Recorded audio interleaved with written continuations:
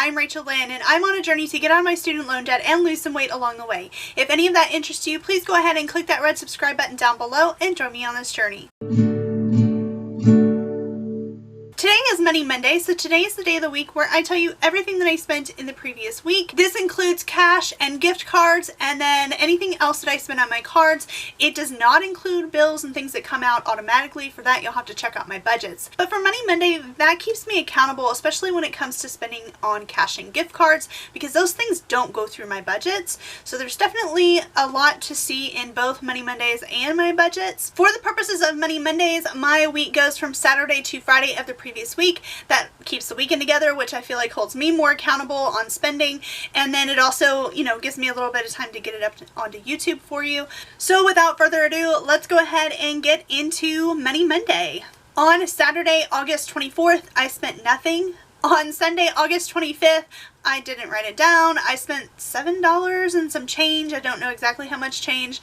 I used cash, which is why I don't really know how much it is, because I don't pay attention to the receipts and it got thrown away.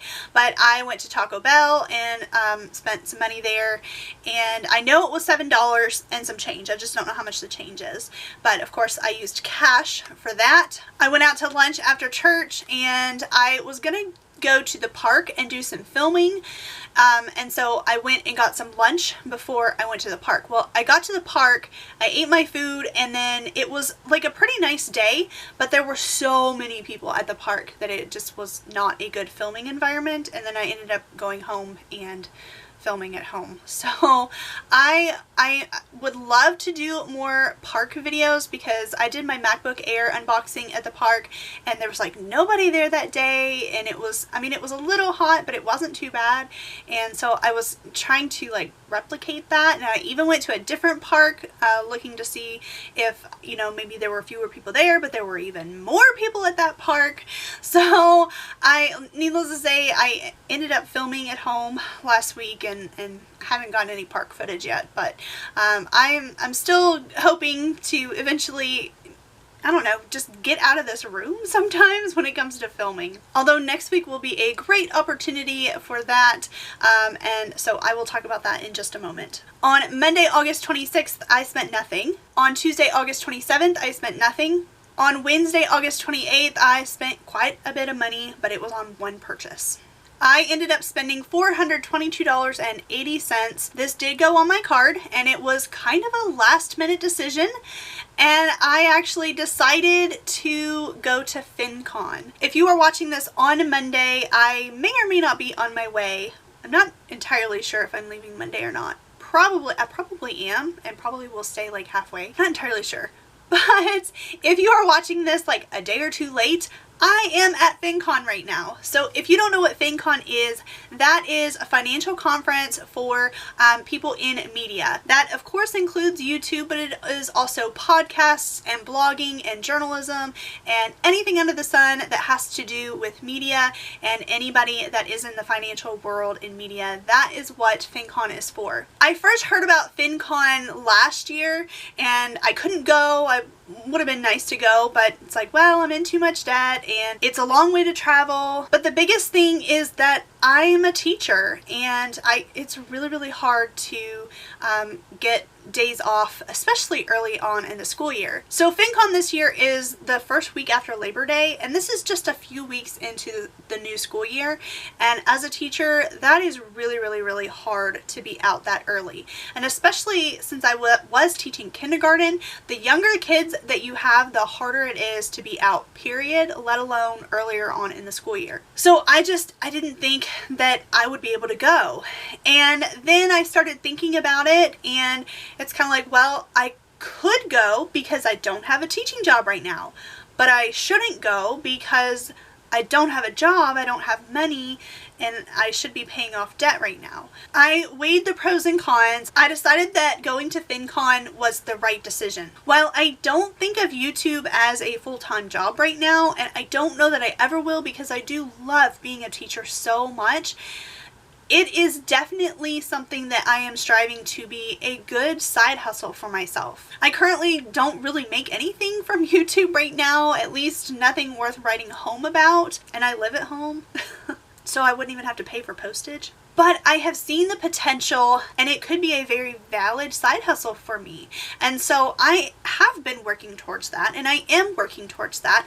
And so going to FinCon is a great way to kind of get more to that point, but it's also a great way just to meet other like-minded individuals as far as finances are concerned, and those that are striving to do better financially, and that can help me and put myself into a mindset of being better off financially, which is what I want to do. And if I don't go, then I don't have the chance to learn, and I don't have the chance to meet these people. And right now is the time that I feel like I can actually do this, because if I had a teaching job, there's no way I could do it with having a teaching job, because like I said, it's too early in the school year to take off, especially taking off an entire week when I normally only have about 2 personal days a year as a teacher, and I need to save those for working the Kentucky Derby, which is another one of my side hustles. So between not having the days off and not wanting to take the days off,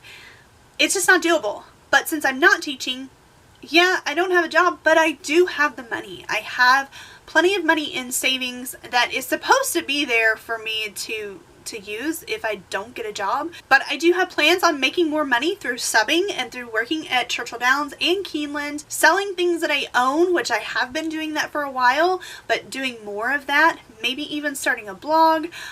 There's so many things that I have been trying to work on as far as income is concerned.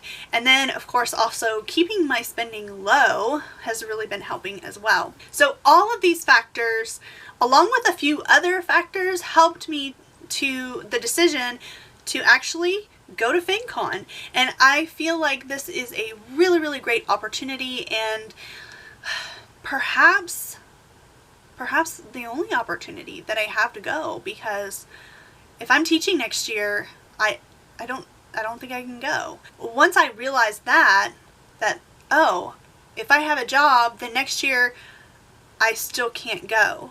So I kind of feel like it's now or never.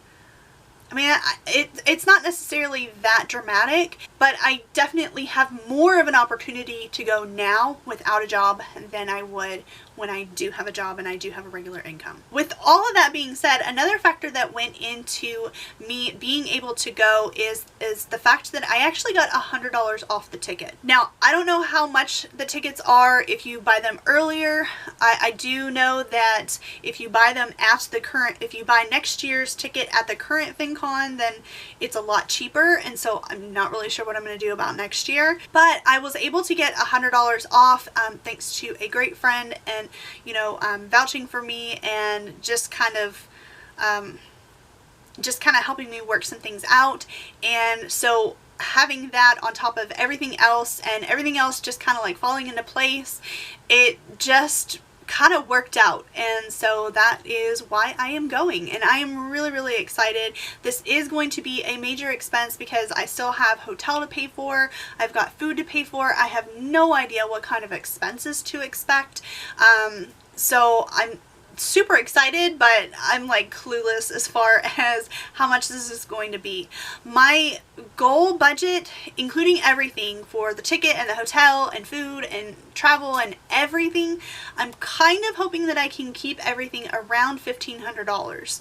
I am going to allow myself to spend up to $2,000 if that's what it takes, because the hotel is like, the cost for the hotel I think is actually more than the ticket that I paid for, so that knocks out a lot. And if I do end up buying a FinCon ticket for next year, that's going to be kind of expensive too.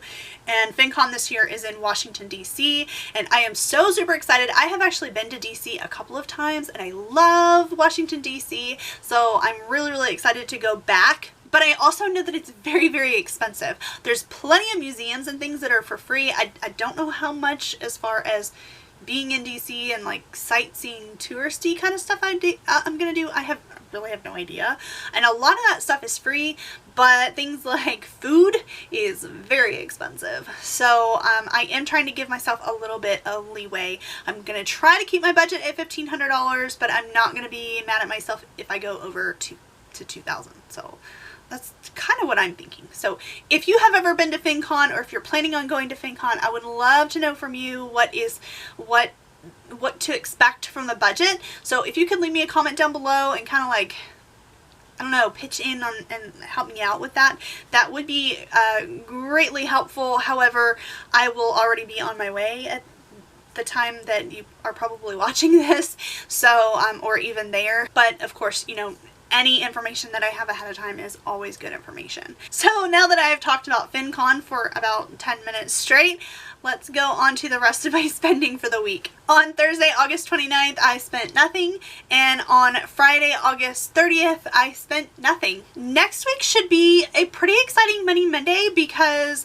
I will actually be at FinCon, and all of my spending that I've done for most of the week, I will be detailing all of that for you. I do actually plan on doing a little bit of spending on the weekend before I go. I don't really plan on spending very much, but there are a couple of things that I need to get at the store to take with me. Not a whole lot, but still, I mean, it's a little bit. A little bit of food, because I'm planning on taking as much food as I possibly can from home, but there are a few things that I'd like to take along with me as well, that we don't have here at home. And then just a couple of other things for travel. So there is some spending that will start on the weekend, but all of that will probably fall under FinCon expenses, possibly. I'm not really sure. I don't know. But I am so super excited, and so definitely if you are going to be there, I would love to meet you in person. And I'm just like, I'm super excited because I really didn't think that I'd ever be able to actually go, and so now I am. So that is it for Money Monday. Of course, leave me a comment down below. Let me know if you've been to FinCon. Let me know if you'd ever want to go to FinCon. And of course, let me know something that you spent money on this past week. Also, don't forget to like this video and share it with somebody else that is going to FinCon, because I'd love to meet them too. Thank you so much for watching, and I'll see you in the next one. Bye!